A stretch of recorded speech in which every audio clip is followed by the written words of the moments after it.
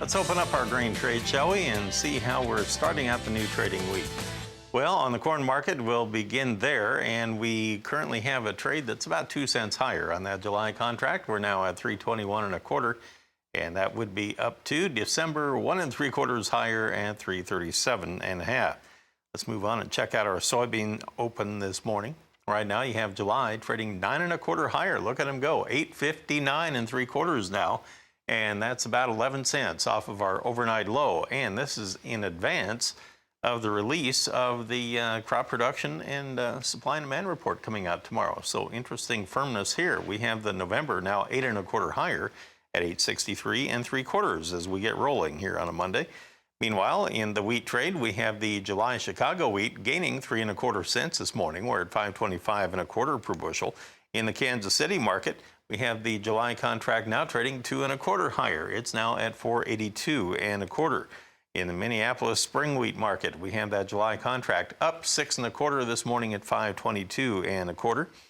As we look at our cotton, well, on the cotton, we have July gaining 52 points. We're now at 56.79 per pound. December up 37 at 57.99. Had been a little bit over 58 cents early this morning. So let's go to the phone and welcome Dewey Strickler of AgWatch Market Advisors in Franklin, Kentucky. And Dewey, as we look at our grain open this morning, everything a little bit higher for the most part. So what do you read into that? Can you take much away from it when the trade seems to be getting positioned ahead of the big report tomorrow? Well, I think that's really what you're seeing here. You might be getting a little bit of support from the cold temperatures over the weekend, but I talk to people and they don't seem too concerned there was really any significant damage to any of the crops here. But I think that you are looking at a little bit of positioning here. You got to keep in mind that this report tomorrow will be our first look at the 2020-21 production and balance sheet.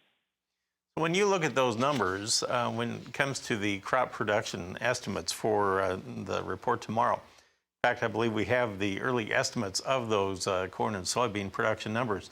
They are looking for the corn to be a very stout 15.61 billion bushels and the soybean production at 4.12 billion.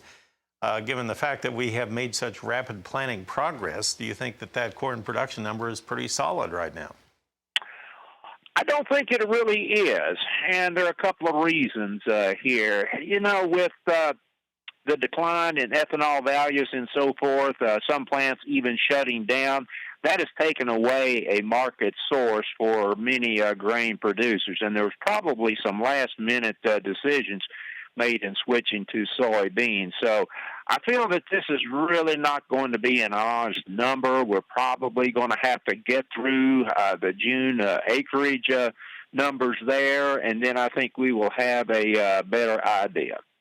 But when you look at the U.S. stockpiles, the ending stocks for the 2020 and 2021 marketing year, I mean, they are looking at some really large numbers, 3.4 billion bushels for carryout. That just seems unbelievable. Is that actually something that could be achievable, do you think? Well, you know, it could be achievable here in this first report. I would be a little bit skeptical of it.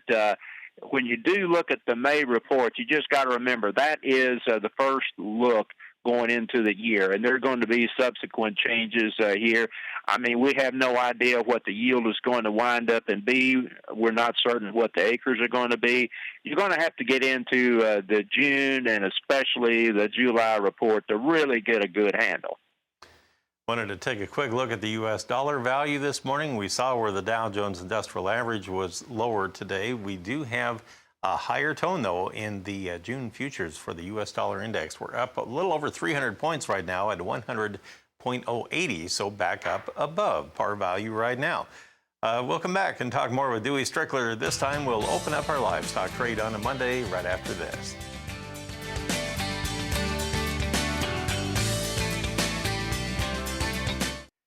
I want to take a quick look at the Dow and see what it's doing right now, because sometimes it can spill over and have kind of a coattail impact here on the livestock trade.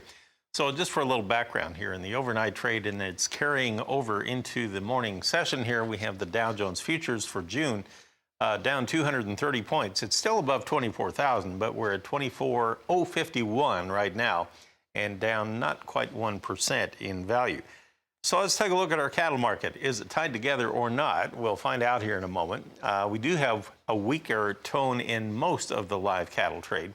The nearby June is actually up $1.07 at 95.72, but everything else is lower, and it's actually led lower by the deferred contracts. So kind of interesting there, where you have a higher nearby and much weaker trade in December, for example. It's down 82 cents. If we look at the feeder cattle market on the early going, we have the May contract 60 lower. We're at 127.30 per hundredweight. August is down 35 at 136.60 per hundredweight.